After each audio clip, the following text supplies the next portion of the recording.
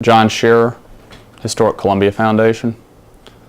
I'm a native Columbian. I was born in 1968, and I went to high school at Cardinal Newman High School here in Columbia, whereupon I went to Clemson University for both an undergraduate and a graduate degree, studying English and history. Traveled to Charleston, South Carolina, worked for the National Trust for Historic Preservation, and then moved up to New England and worked in museums in both Maine and New Hampshire. After which I returned to South Carolina and pursued a master's in applied or public history from the University of South Carolina. Okay. And how long have you been involved with Historic Columbia? Historic Columbia Foundation, I've been involved with them since August of 1996. August of 96. Okay. Do you have any personal sort of philosophies about historic preservation? My personal philosophies probably mirror those that are prevalent within the historic preservation community today, and that is to present essentially a democratic history, not necessarily weighing one era or epoch greater than the next, for the simple reason that we don't know what people will value a generation from now or several generations from now. Recording everything that is possible is most important, and interfering with the culture, the material culture that's left behind by previous generations is of utmost importance. Okay. And sort of tell us something about Hampton Preston. Well, the Hampton Preston Mansion, in my opinion, is very unique, and that is one of the very few surviving antebellum mansions in Columbia, South Carolina, a city that, for the most part, was destroyed during the Civil War, the tail end of the Civil War in 1865. I feel very fortunate working with the property for the simple reason that it tells the story of not just antebellum Columbia, but also Reconstruction Columbia, late 19th century Columbia, and really the entire 20th century. So it encases a lot of Columbia history that most people tend to gloss over. So how are you going about preserving this history? A variety of ways. First off, we're doing it through research. One of my primary objectives in my applied history program was to produce a thesis that served as a comprehensive history of the site. This included not only your kind of typical history of the property, and often a history that most people like to talk about and think about, but also the less than glamorous usage of the property, which is not only the house but also later additions in terms of structures on the entire 4-acre city lot. I also plan on continuing to do that research during my stay here. Other ways of preserving that history is to make sure that changes or interventions that the curatorial staff, the education staff here at Historic Columbia Foundation make are as minor as possible, so that later persons working for the foundation or any other entity are able to go back and glean from the house, cull from the house as much information about its prior uses as possible. What would be, in your experience, what would be a major intervention and what would be a minor intervention that's actually occurred?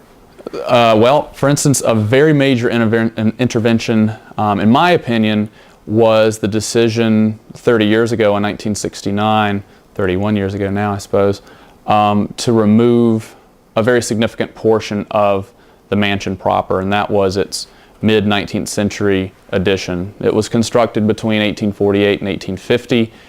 It was removed in 1969 when the house was being restored for the Tricentennial Commission as its exposition center, Midlands Exposition Center. The rationale behind the demolition of that wing that was erected on the north facade or north elevation of the property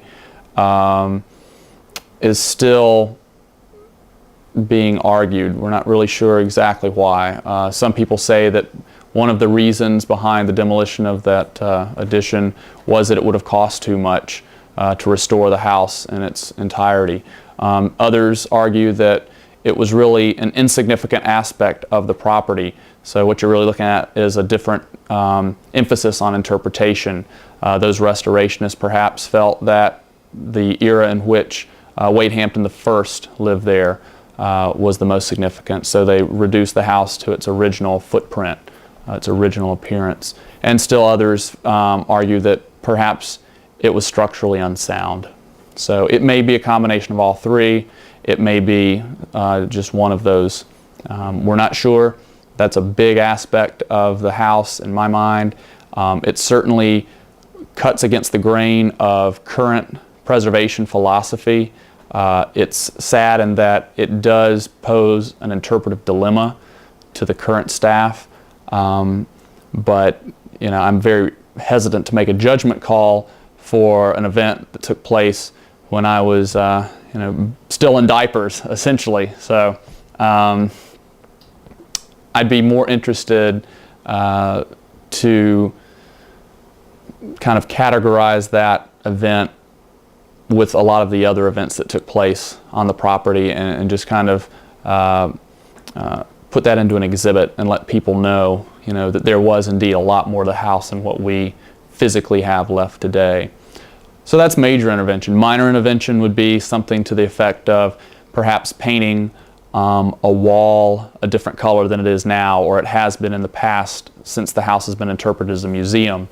In many ways, the restoration 30 years ago was a very liberating experience in that aspects of the home, in addition to that wing, were removed that we can't get information from. We don't know what the original wall color looked like in terms of the paint on the plaster portions, because 100% of the plaster was removed in the house. We don't know what the wallpaper looked like. We know there was wallpaper. We have the notes from the curator at that time that said he was unable to get samples of that wallpaper before construction workers removed it. We know that there was considerable water damage, and that was probably the rationale for them taking out all the plaster work. I'm thankful that the plaster that we have now, a generation old, is still very strong and structurally sound. I am frustrated from an interpretation perspective because I don't know exactly what that house looked like, and I can't say with great assurance that this is how Wade Hampton would have had his home up here. This is how his wife, Mary Candy, chose to decorate a certain room. So that's frustrating. But like I said, it is liberating in some respects because we can go in and interpret the room in a general sense. We know the general trends of the decorative arts movements from 1818 all the way up through the current period, the current day. We know through paint analyses on the wood portions of the house what changes were wrought to that aspect of the structure. So in some respects it's frustrating, in others it might be a saving grace. I don't know. Do you think that there's, and if you do, can you sort of talk about a political dimension to the restoration or maintenance of a house such as this? Sure, absolutely. As most people who are familiar with South Carolina, United States history, are very, very aware that Columbia was the hotbed of secession.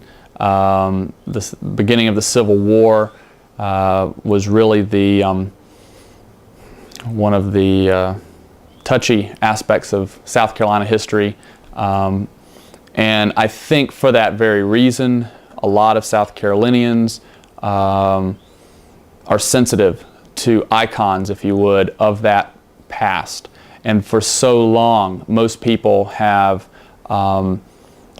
turned to that page, that chapter in the home's history to, if you would, drum up the property or the site as kind of a victorious image, an image that did not die, an image that was not destroyed during the conflagration in 1865, during the destruction of the capital city of South Carolina. There are obvious political connotations to the site.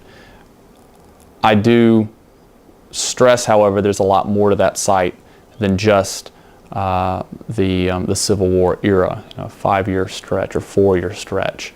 But a lot of times people look to that era, I think, when they come to the house as a visitor, whether they're from the South or whether they're from the Midwest or the Northeast. They do tend to obsess a little bit about that aspect of the home. I think too that when the house was restored in the 1960s, it served as a political icon as well. It served as a property that many Colombians could be proud of. When it was restored, certainly kind of the romanticized past of the antebellum period probably was running rampant throughout many people's minds. That's not necessarily a bad thing, but in retrospect, perhaps it could have been balanced out a little bit more equally by other concerns. Regardless, we do know that 30 years ago there was enough public interest and private dedication to restore the house, regardless of the catalyst behind it. Today, I think that the property still serves as a political statement, but perhaps it doesn't necessarily carry with it the barbed edges that it might or may once have. When I look at the house, I see it in from a lot of different perspectives. It is certainly an icon of a preservation movement, past, present, and future. I see it as an aspect of material culture that speaks not only to those who owned the house during the antebellum period, but also those who serviced the house and who served their masters. I see it as an important aspect of black history, white history, rich South Carolinians and poor South Carolinians. I think it's an interesting test bed as far as a museum's concerned, because we certainly have gone through a lot of different eras, if you would, as a museum there. I see the property as something that Colombians can be proud of. If we could hold just a minute, I'm sorry. Turn back. Okay. As far as interventions are concerned, the latest intervention that I feel had any impact on the physical structure itself is the installation of a new HVAC system, heating, ventilation, air conditioning system. The original HVAC system, original at least since 1969, was a pretty clever system that ducted air from units that were installed in the attic through the existing chimney flues. The system was flawed, however, in that the flues were not lined, so the air was not then ducted in an enclosed fashion through the fireboxes in the period rooms. Consequently, over a period of time, you had shifting of the house, and you'd have a lot of particulate matter, dust, soot, things of that nature belched out into the room, which obviously has negative implications on the collections.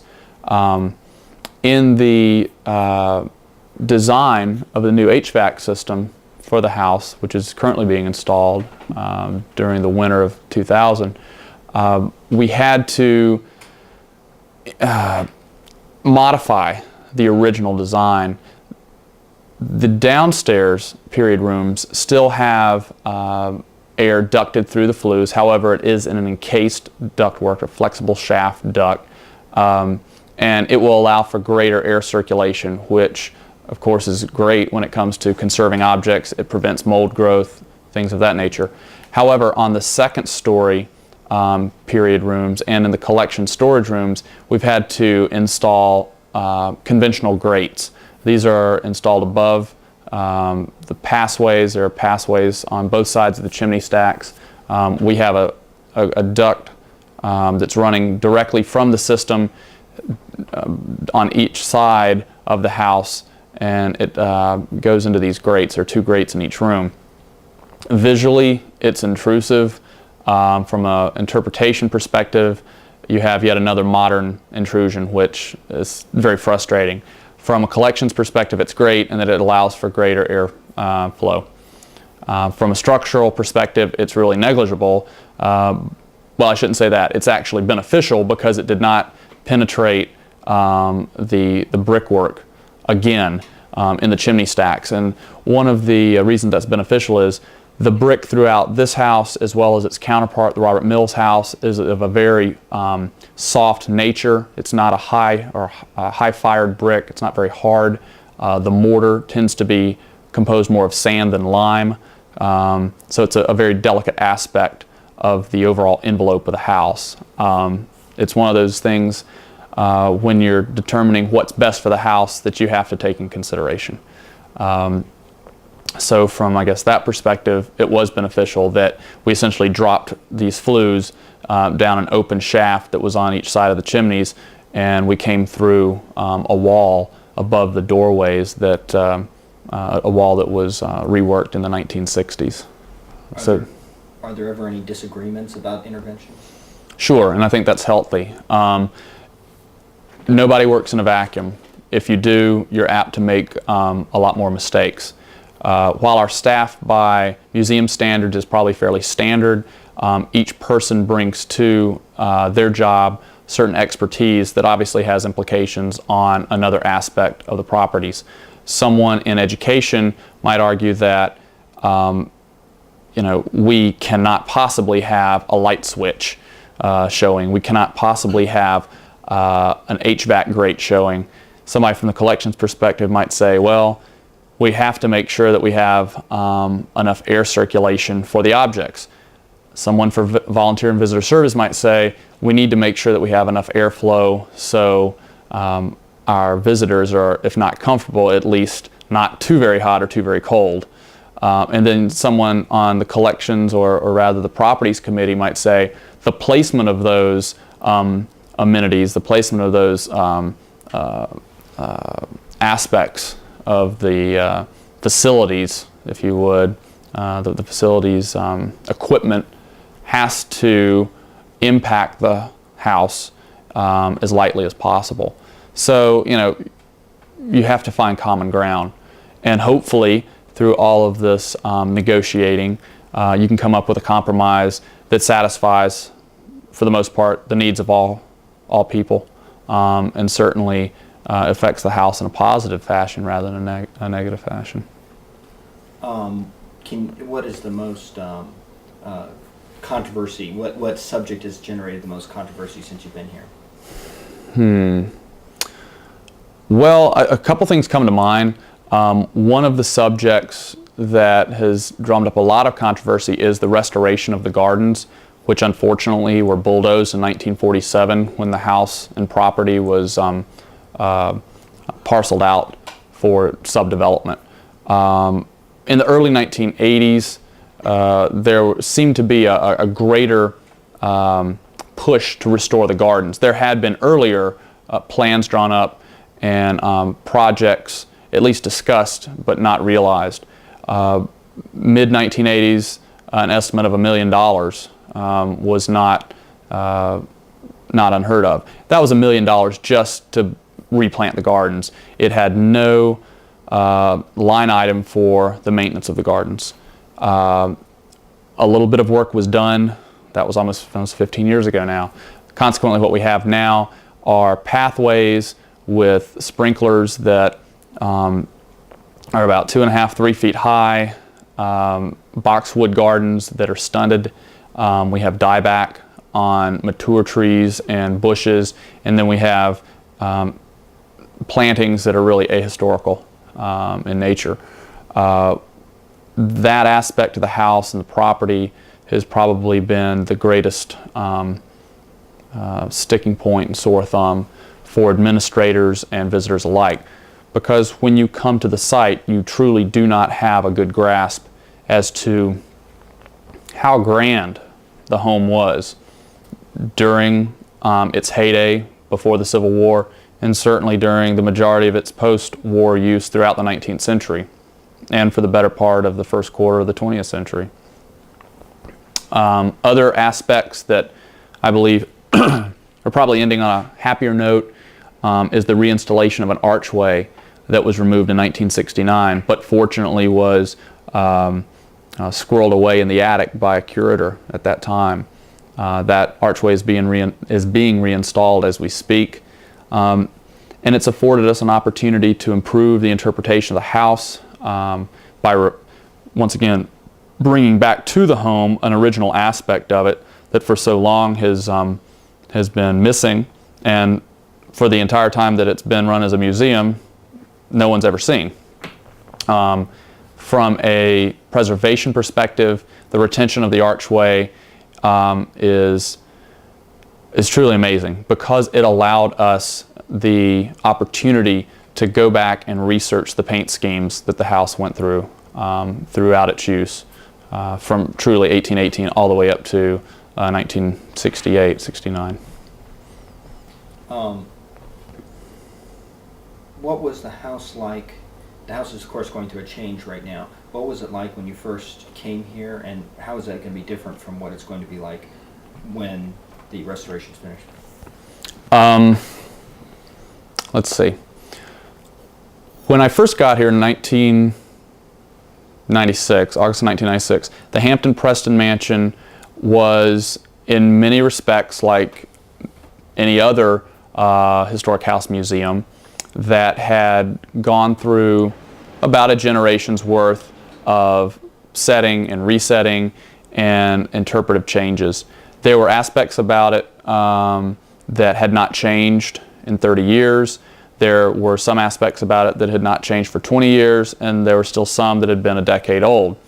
Many of the changes that I'm aware of were no more recent than 5 years. Aspects of it were very good, and that there were a lot of original pieces of furniture. I shouldn't say original to the house necessarily, but at least original to the families, the Hamptons and the Prestons, who lived there and lived at other associated sites. Aspects that were very bad were kind of stale exhibit galleries, a couple of period rooms that were filled with furniture that had no bearing whatsoever on the site. They were not germane to that site, but they were of at least a comparable period. There were areas throughout the house where interpretation, I felt, was a little skewed, perhaps misplaced. Oftentimes people criticized the interpretation as centering upon the three, dead white guys that made the house oh so great, when in reality only one of those persons ever lived there, and in fact he lived there far less than his wife did. There were instances in which women's history was attempted to be interpreted in a more equitable fashion. However, for the most part, many docents did not continue to interpret the house in that fashion. They reverted back to an earlier style. From a curatorial perspective, several things come to mind. Several objects had never been moved from their original positions in rooms. That has obvious conservation implications. Several items were in need of cleaning and in conservation, and to this day they still do. Storage was probably in the worst place it could be. All the storage for the house and for the rest of the houses here at the foundation was relegated to a downstairs basement space that essentially constitutes about half of the entire downstairs of the raised basement. That area, like most old houses built in this time period, suffered from rising damp, spalling brick, and certainly termites at one point. Not an ideal place to have all of your precious textiles, manuscripts, and certainly furniture. The foundation was wise in that it was able to bring in a professional conservator thanks to a CAP grant, a Conservation Assessment Program grant. And the conservator says, in order to begin improving the site and your general collections management, you need to relocate these objects. After cleaning them, you need to relocate them to a more hospitable environment. Two birds were killed with one stone, in that 2 period rooms that contained furnishings that were not germane to that house were returned to the lender, and those 2 rooms were turned into large and small object storage. So that is a positive intervention, I suppose, in a collections perspective. And it's been improving, it continues to improve. The latest intervention that's taking place, I have truly mixed emotions about it because it is fairly unorthodox, but so far it hasn't proved to be negative. As with many not-for-profit organizations, it's difficult to maintain properties and collections without some type of generous funding. The foundation has received considerable funding this year from the county, Richland County, who actually owns the property. This has allowed us to do such things as restore the windows throughout the house. That alone is a $50,000 project. It's also allowed us to install a new HVAC system, which will work for another generation. Cosmetically, the property will take on a new look, and that we've decided to adopt an involved house interpretation, which I've had experience with in other historic sites. In a nutshell, that will allow visitors to go in to the house and experience a variety of eras with those period furnishings correctly placed. It'll also allow us to show the house in a variety of different colors and decorative art styles. When it comes down to the interpretation, we're giving the visitor very much the same thing that we did before in terms of who lived here and what took place here, but we're changing it to reflect a more chronological fashion. And hopefully, once the docents become accustomed to this type of interpretation, it will flow more readily than previous tours. You said that you had reservations. Yes. The reason I have reservations is we are working with a group of individuals who, for the most part, does not have a background in either historic preservation or museum management. In fact, some of them have never worked in historic houses before. They are designers and decorators by trade. Some of them have proven to be very, very interested in maintaining the historical authenticity and the integrity of the structure. Others, I believe, are probably more concerned with their certain style and their design being infringed upon by restrictions that I have to place upon them. I will say, however, that for the most part, everyone has been very amenable to my guidelines.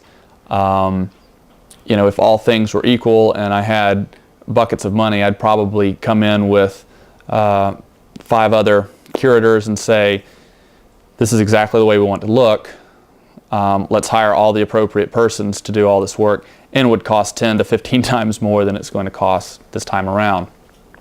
I think it is an important step in the direction of the house in that it shows a good faith effort on the part of not only the foundation as a steward, but also the community as a whole to give the house a facelift with the appropriate guidelines and restrictions, kind of breathe new life into the interpretation of the house so that it'll be an interesting place for the next generation to come visit. But I guess the restrictions are, or rather my reservations are, do I have enough time to pull it off the right way? I think I do. Do I have the resources? I think I have as many of them as I could possibly want right now. And I certainly have a lot more now than we had 3 years ago, and I'm very thankful for that.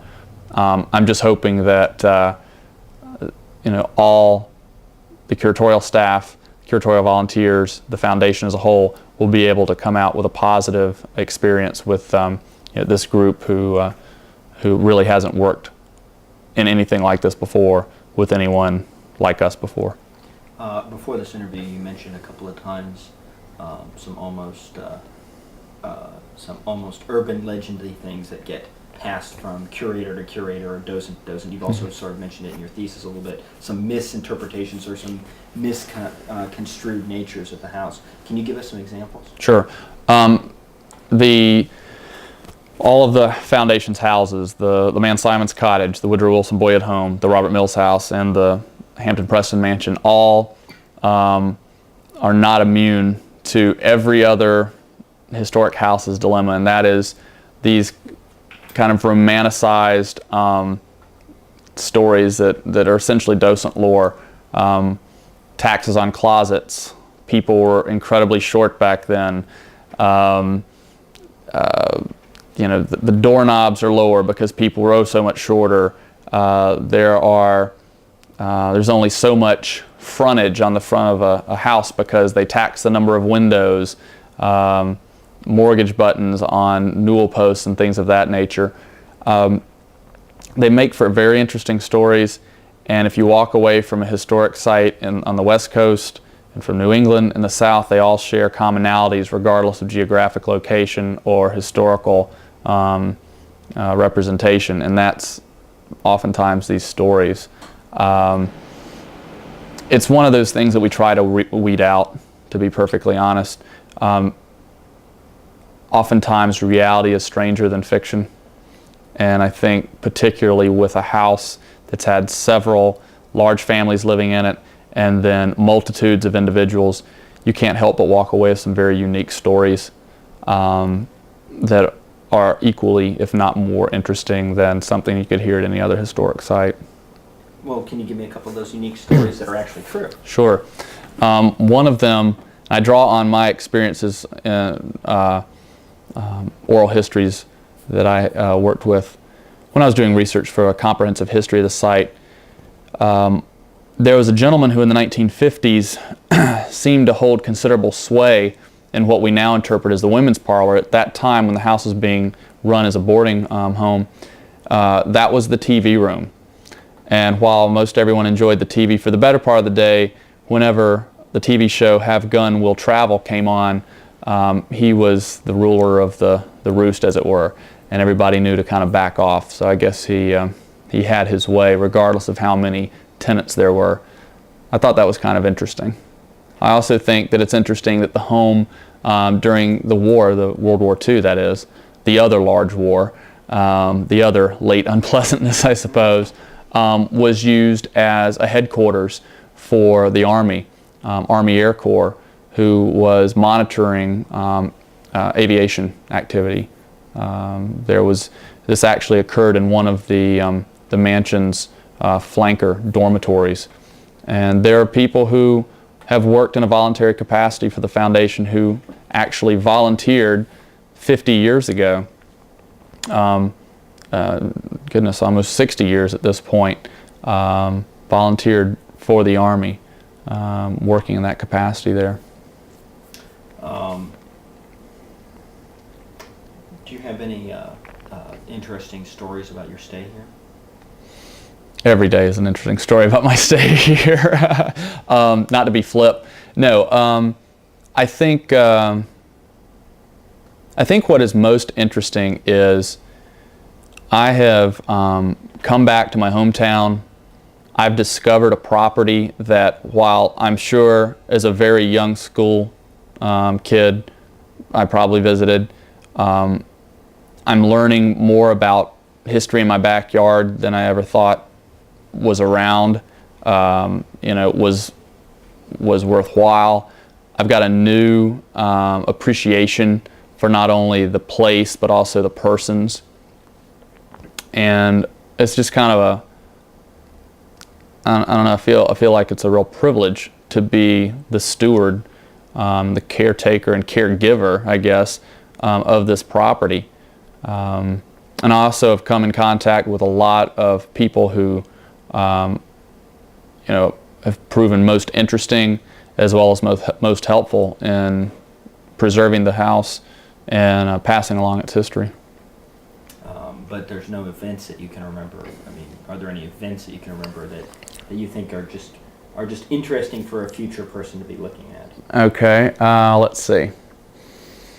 Well, we have this tendency when we're cleaning the house, or at least we used to with the old security system, to have the fire alarm go off and meet the fire department, which is a couple blocks east of here, letting them know that this wonderful mansion was indeed not burning down, that it was just an oversight on the part of perhaps the curatorial staff or perhaps facility staff. I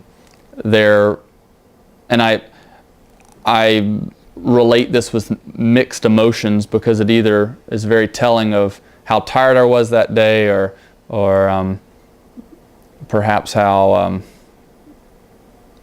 I don't know, how stressed out I was that day. There's a lot of conversation as to whether or not the house has visitors of the supernatural nature. I can't very well say that I believe in ghosts, or at least I didn't up until a point that I actually feel like I saw somebody, at least in period dress one day, in a shadowy form. I throw that out for what it's worth because I feel too that kind of borders on docent lore, but I did see something. I don't think it's necessarily a very mean apparition, but plenty of people died there. That was the nature of the game when the home was being used as an actual residence. And maybe there is somebody who decided to stick around a little bit past his or her earthly stay. I don't know. What period dress? Well, it was about 1850s, 1860s. Dark dress with your typical kind of antebellum skirt and snood, and the individual had dark brown hair. Female? Female, yeah. I saw it, and I've never seen anything else since then. I've never seen anything before, and I don't think I'm working with a short deck here, so maybe it was real. Is there anything else that you want to say for the record for this session? For this session. And remember, we can always have more sessions. Sure. I'm looking forward to the reinterpretation of the house. I'm looking forward to installing an exhibit gallery that will encompass a larger story, a more perhaps democratic interpretation of the house that speaks to not only its antebellum use and its use as the home for the Hamptons and the Preston families, but also certainly its use as the college for women, Chicora College, its time as a boarding house, and its time as a museum. There are changes that have been wrought to that property by all of those parties I just mentioned, and I think that those are certainly an important aspect of the overall story.